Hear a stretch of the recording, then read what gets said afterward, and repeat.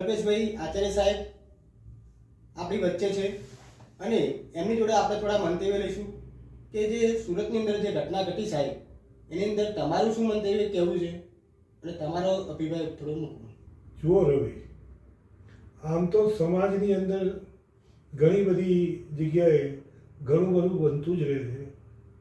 આ બાબતે મારી જાણમાં આવ્યું કે જે પત્રકારે અવાજ ઉઠાવ્યો છે એ ખરેખર વ્યાજબી છે અને આ ઘટના 12 તારીખે બનેલી છે. એ ઘટનાની અંદર એવું મારી જાણમાં આવ્યું છે કે આ જે નાની બાળકી હતી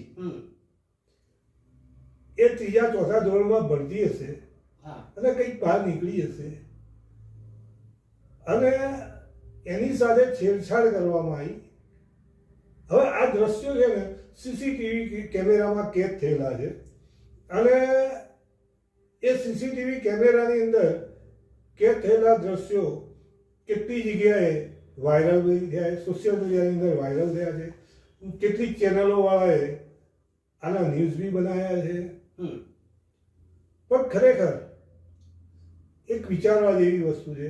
હું મારા મંતવ્ય મુજબ કહું તો આ જે ઘટના ઘટી અને જે નવજીવન ન્યૂઝના રિપોર્ટરે જે સુરત પોલીસ સ્ટેશન પીઆઈને જે સવાલ કર્યા એ ખરેખર એક જાગૃત પત્રકાર તરીકે સારી બાબત છે અને કરવું જ જોઈએ. જે સવાલ કર્યા છે પત્રકારે, પણ પોલીસ ત્યાં સુરતની અંદર જે પોલીસે પત્રકાર ઉપર એફઆઈઆર પડાવી એ તમને વ્યાજબી લાગે છે? એ એકચ્યુઅલી વ્યાજબી ના જ કહી શકાય. ખરેખર તો મારા મંતવ્ય પ્રમાણે મારી જાણમાં જે આવ્યું એ મુજબ હું કહું તો વાત એવી છે કે 12 તારીખનો બનાવ અને નવજીવન ન્યૂઝના પત્રકાર 24 તારીખે પોલીસ સ્ટેશનમાં જાય છે, ત્યાં ઇન્ક્વાયરી કરે છે. ત્યાંથી જવાબ એવો આપવામાં આવે છે કે આ બાબતે દીકરીના ઘરવાળા કોઈ ફરિયાદી બનવા તૈયાર નથી. તો પત્રકારને ખરેખર શાબાશી આપવી જોઈએ કે પત્રકારે પીઆઈ સામે સવાલો ઉઠાયા. અને આજે એક વસ્તુ છે, કોઈ ગરીબ મા બાપ હોય એની દીકરી સાથે આવી છેડછાડ થાય, આવું વિભત્સ વર્તન થાય અને એ ડરના માર્યા ખુલીને કોઈની સામે ફરિયાદ નથી કરી શકતા. પણ જો પોલીસની જાણમાં આવ્યું તો પોલીસે ફરિયાદી બનવું જોઈએ અને એ જે બી શખ્સ હોય એને પાઠ ભણાવવો જ જોઈએ, એના ઉપર કાયદેસરની કાર્યવાહી કરવી જોઈએ. મારું પર્સનલી મંતવ્ય આ છે. પરંતુ આપણા રાજ્યનું દુર્ભાગ્ય છે કે શાસક પક્ષમાં જે ભાજપની સરકાર છે આટલી બધી બહુમતી પ્રજાએ આપી પણ પ્રજાની સલામતી હોય એવું લાગતું નથી. કેમ કે દરેક જગ્યાએ જો કોઈ અવાજ ઉઠાવે, જો પોલીસ સામે કોઈ અવાજ ઉઠાવવા જાય અને પોલીસ એને જ આરોપી બનાવી દે. આવા ઘણા બધા કિસ્સા મેં જોયેલા છે કે એક પોલીસ ખરેખર તો પ્રજા માટે, પ્રજાના રક્ષણ માટે છે. પોલીસની કામગીરી શું? આપણે એમ કહીએ કે લોકશાહી, લોકતંત્ર, પણ ખરેખર લોકતંત્ર એ શું છે? લોકો દ્વારા ચાલતી સરકાર.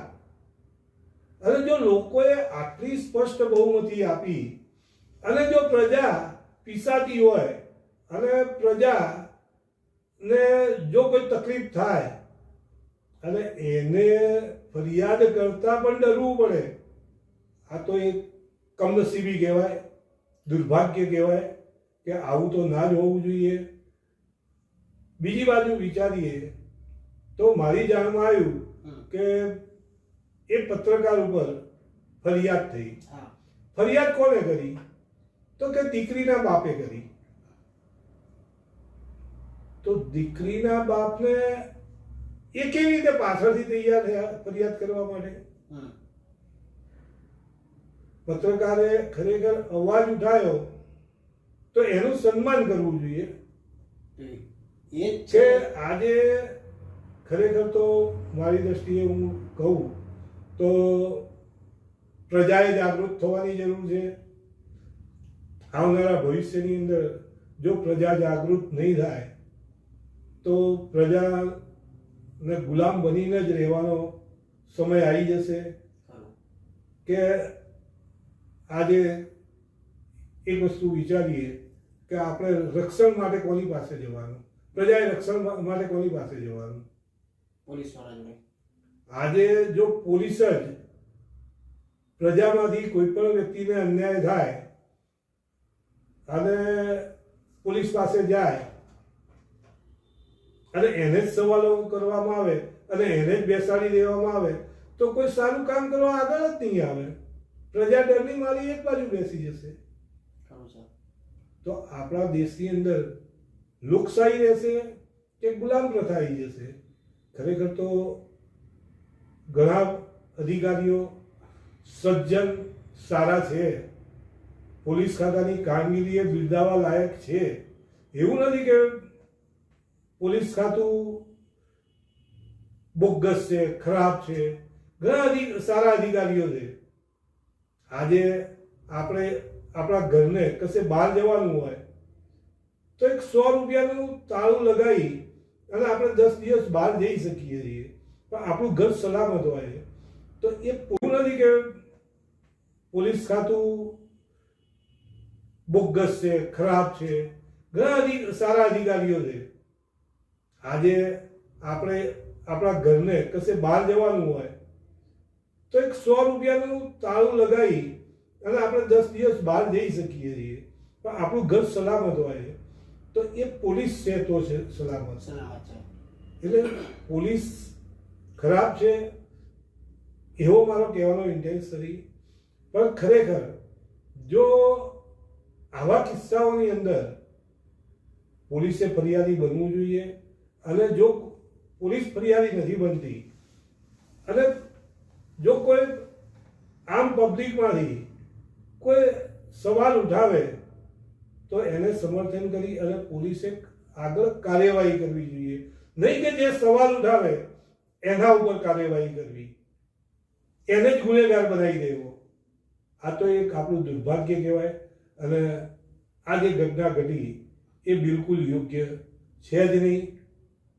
અને આવી જ પરિસ્થિતિ થશે તો લોકો કેવી રીતે જાગશે? લોકો ઉપરથી લોકોની અંદર એક ડર ઊભો થઈ જશે. શું પોલીસ તંત્ર એક ડર ઊભો કરવા માંગે?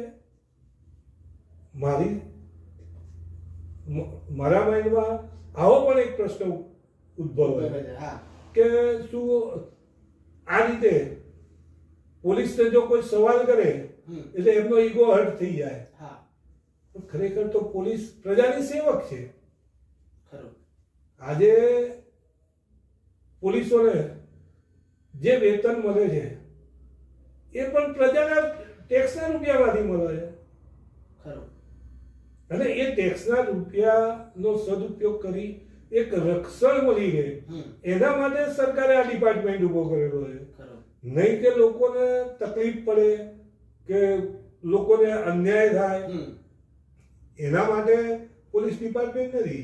પોલીસ છે તો ખરેખર પ્રજાના મિત્ર બની અને પોલીસે જો કોઈ પણ પોલીસ સ્ટેશનમાં કોઈને અન્યાય થયો હોય અને એ જાય રજૂઆત કરવા માટે તો એને શાંતિથી બેસાડી અને વાત સાંભળવી જોઈએ અને એનો યોગ્ય નિકાલ કરી આપવો જોઈએ.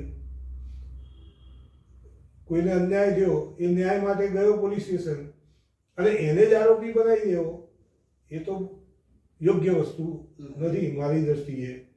આપણા ગૃહમંત્રી હર્ષ સંઘવી સાહેબે ઘણી વખત કીધેલું છે કે ભાઈ પોલીસ સ્ટેશન કોઈ આવે ફરિયાદ લઈને આવે તો તમે એને પહેલાં બેસાડો પ્રેમથી, એને પાણી પીવડાવો અને પછી એને સાંત્વના આપીને પૂછો કે બોલો ભાઈ તમને શું તકલીફ છે. ભવિષ્યની અંદર જો ગુજરાત સરકાર આયુતરની અંદર આયુતર કાયદા રહેશે તો ગુજરાત સરકારની અંદર કોઈ ભાગ ભજવશે? હવે એ તો સરકારની નીતિ ઉપર છે.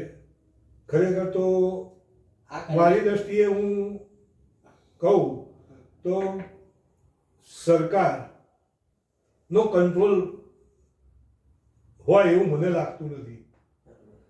જો ખરેખર સરકારનો કંટ્રોલ હોય તો આવો દિવસ જોવાનો વારો જ ના આવે. આવા અધિકારીઓ પર કોઈ કાર્યવાહી કરશે સરકાર? હવે આપણે સમયની રાહ જોઈએ. બાકી તો આપણે આ બાબતે શું કહી શકીએ કે સરકાર શું નિર્ણય લે છે અને સરકારની નીતિ શું છે.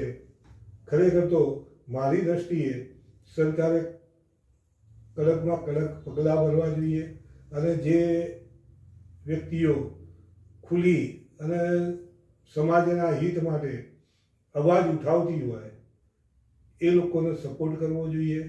પોલીસ તંત્રએ પણ એ લોકોને સાંભળવા જોઈએ અને એ લોકોને સપોર્ટ કરવો જોઈએ કે જેથી કોઈ પણ જગ્યાએ કોઈ પણ ઘટના ઘટે તો પ્રજાનો કોઈ સામાન્ય માણસ પણ અવાજ ઉઠાવે અને ન્યાય મળે. બાકી તો જો સરકાર નિષ્ક્રિય રહેશે આ બાબતે અને કંઈ નહીં થાય તો આજે એક અધિકારીએ આવું કર્યું, કાલ બીજો અધિકારી કરશે, ત્રીજો કરશે, એમ સિલસિલો ચાલુ રહેશે. આપણી તો એની પરિસ્થિતિ બહુ ખરાબ હશે અને દરેકે સામનો કરવાનો આવશે.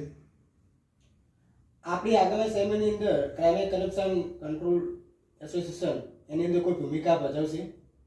સરકારની અંદર કોઈ પ્રસ્તાવ મૂકશે એની અંદર? હવે જોઈએ આની અંદર શું થાય છે.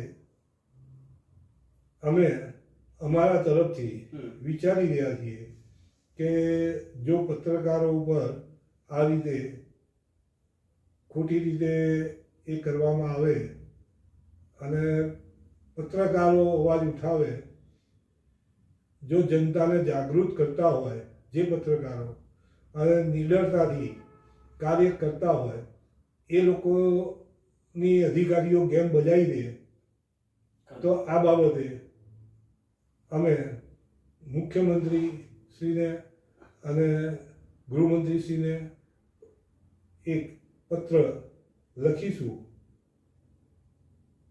એવી અમારી